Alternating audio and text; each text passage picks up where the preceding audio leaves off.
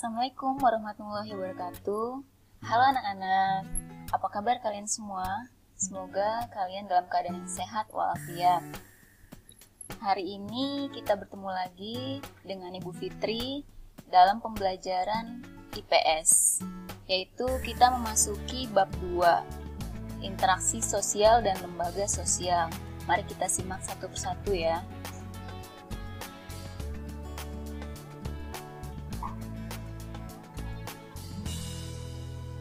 Kompetensi dasar yang kita pelajari saat ini yaitu KD 32, menganalisis interaksi sosial dalam ruang dan pengaruhnya terhadap kehidupan sosial, ekonomi, dan budaya dalam nilai dan norma serta kelembagaan sosial budaya.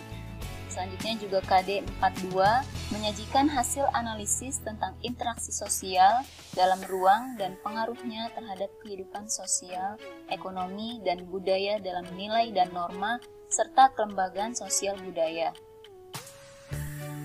Nah, sebelum kita memasuki pembelajaran, kita terlebih dahulu harus mengetahui tujuan pembelajaran kita itu apa sih hari ini. Yang pertama, menjelaskan pengertian interaksi sosial. Yang kedua, menjelaskan syarat-syarat interaksi sosial. Nanti di akhir pembelajaran akan ada pertanyaan dari tujuan pembelajaran kita. Selanjutnya, perhatikan gambar di bawah ini. Ya, kalian bisa lihat di layar ada gambar seorang ibu dan anak. Serta yang gambar kedua ada anak yang sedang bermain. Yang ketiga, ada orang-orang dewasa yang sedang berkomunikasi, saling kerjasama dalam pekerjaannya. Seperti yang kita ketahui, manusia itu tidak bisa hidup sendirian. Benar kan? Dari kita lahir, kita nggak bisa langsung makan sendiri, jalan sendiri, pasti kita dibantu oleh orang tua kita. Nah, sesuai gambar yang pertama, anak kecil ini membutuhkan orang tua dalam kehidupannya. Selanjutnya, ketika kita sudah memasuki masa anak-anak, kita juga butuh teman untuk bermain. Memasuki masa dewasa, kita butuh orang lain untuk saling bekerja sama. Jadi nggak ada manusia yang bisa hidup sendiri. Manusia tidak bisa melepaskan diri dari kehidupan masyarakat karena manusia pada hakikatnya adalah makhluk sosial. Dalam memenuhi semua kebutuhan hidupnya, manusia pasti membutuhkan bantuan manusia lainnya. Contohnya, kita ingin makan. Makanan langsung ada atau tidak? Tentunya nggak langsung tersedia di depan mata kita. Kita harus beli dulu ke pasar, di pasar ada penjual yang menjual. Terus kita memasaknya, baru kita bisa makan. Itu salah satu contohnya. Selanjutnya ada pengertian interaksi sosial. Apa sih arti dari interaksi sosial? Interaksi sosial yaitu hubungan timbal balik antara individu dengan individu, antara individu juga dengan kelompok, dan antara kelompok dengan kelompok. Kita lihat di gambar selanjutnya. Nah, ini gambar yang pertama merupakan interaksi sosial antara individu dengan individu, di mana ada seorang siswi sedang menyapa temannya. Jadi ada satu orang menyapa satu orang temannya. Itu merupakan interaksi. Terjadi interaksi jika temannya ini menjawab salam atau sapaan dari temannya. Kalau temannya cuma diem aja, itu namanya bukan interaksi.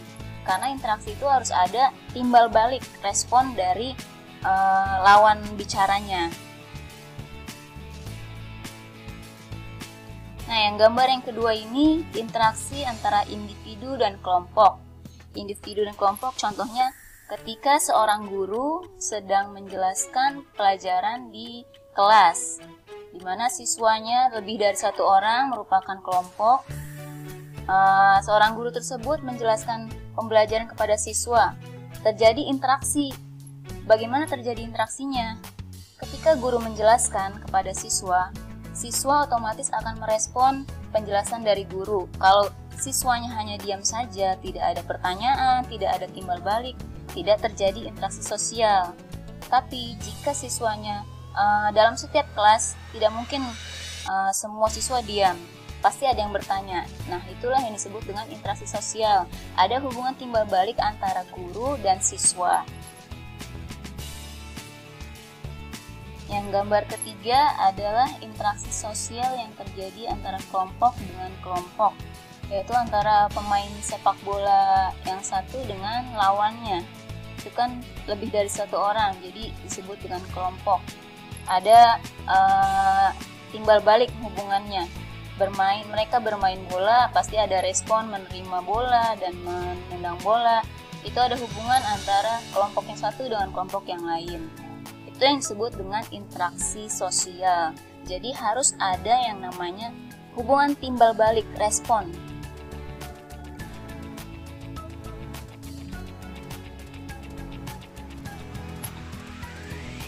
Selanjutnya, tujuan interaksi sosial, yaitu manusia melakukan interaksi sosial dalam kehidupannya untuk memenuhi berbagai kebutuhan pokok, baik sandang, pangan, dan papan, kebutuhan dan ketertiban, kebutuhan akan pendidikan dan kesehatan, kebutuhan-kebutuhan akan kasih sayang. Itu tujuan interaksi sosial. Lalu syarat interaksi sosial ada dua. Yang pertama itu kontak sosial. Kontak sosial, apa sih itu kontak sosial? Yaitu hubungan masing-masing pihak dan tidak hanya langsung bersentuhan secara fisik, tapi bisa juga tanpa hubungan secara fisik. Kontak sosial bisa secara fisik maupun dengan non-fisik. Secara fisik, contohnya kita bertemu dengan teman, kita menyapa hai, itu termasuk kontak sosial. Lalu kalau yang tidak secara fisik, bisa contohnya dengan surat menyurat, SMS, ataupun telepon. Kita tidak perlu bertemu secara fisik, tapi bisa non-fisik. Yang kedua ada komunikasi, yaitu proses penyampaian pesan dari seseorang kepada orang lain yang dilakukan secara langsung maupun melalui alat bantu agar orang lain memberi tanggapan atau memberi respon. Jadi di dalam interaksi sosial pasti ada komunikasi antara orang yang satu dengan yang lawan bicaranya. Ada pesan yang ingin disampaikan dan juga tujuan yang ingin disampaikan. Itu adalah syarat interaksi sosial. Kemudian, faktor yang mendasari berlangsungnya interaksi sosial ini ada 4. Pertama ada faktor imitasi, yaitu proses seseorang mencontoh orang lain atau kelompok. Yang kedua ada faktor sugesti, yaitu pengaruh yang dapat menggerakkan hati orang. Yang ketiga ada faktor identifikasi, yaitu merupakan kecenderungan-kecenderungan atau keinginan dalam diri seseorang untuk menjadi sama dengan orang lain. Yang keempat ada faktor simpati, kemampuan untuk merasakan diri seolah-olah dalam keadaan orang lain dan ikut merasakan apa yang akan dilakukan, dialami, atau diderita oleh orang lain. Kita lihat contohnya ya, satu persatu. Ya, ini gambar yang pertama kira-kira menunjukkan faktor apa dari keempat faktor. Ada sugesti, imitasi, identifikasi, dan juga ada satu lagi, simpati. Di sini ada anak sedang meniru ibunya yang sedang mengangkat telepon dan menggigit pulpen. Coba kita lihat lagi dari pengertiannya. Pertama, imitasi. Proses seseorang mencontoh orang lain atau kelompok.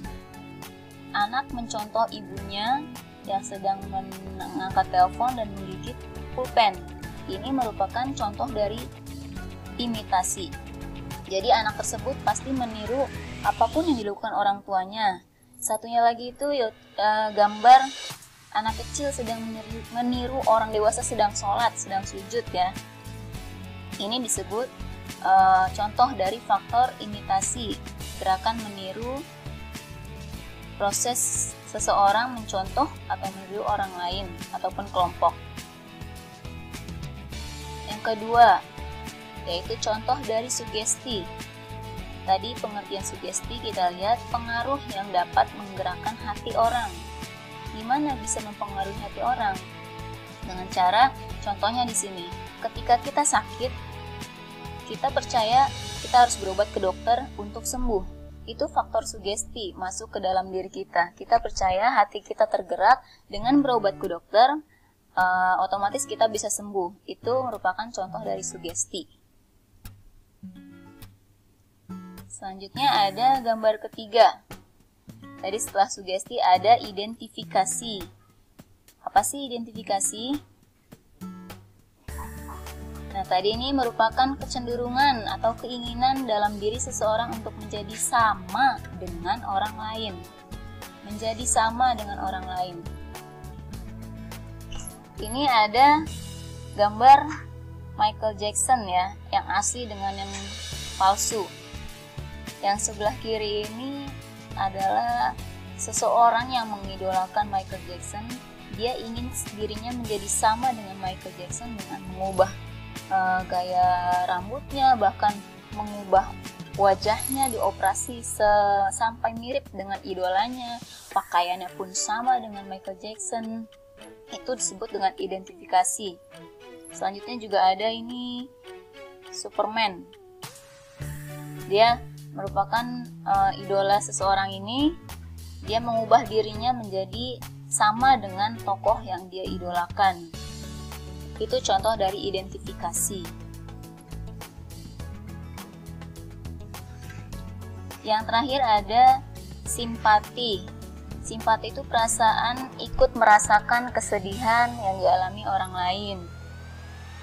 Ya, kesedihan yang dialami orang lain dia rasakan. Contohnya jika ada teman kita sedang bersedih seperti yang digambar, kita merasakan kesedihannya dengan cara membujuknya, menghiburnya, itu disebut dengan simpati.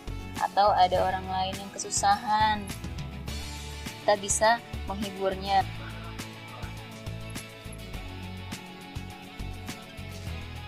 Ya, selanjutnya ada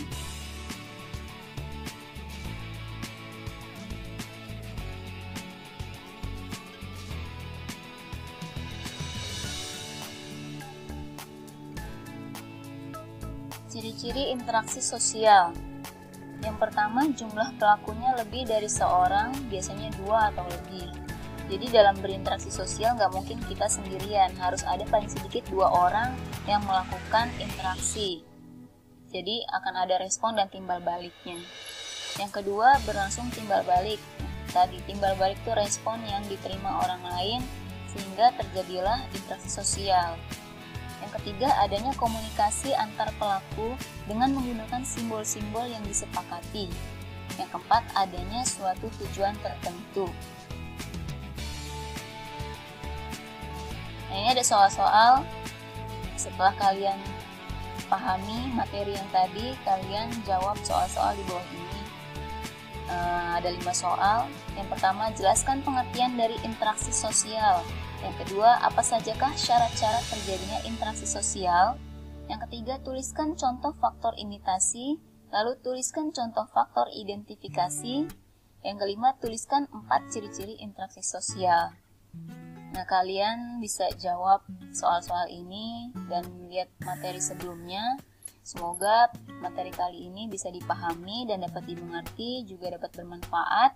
Sekian penjelasan dari Ibu. Wassalamualaikum warahmatullahi wabarakatuh.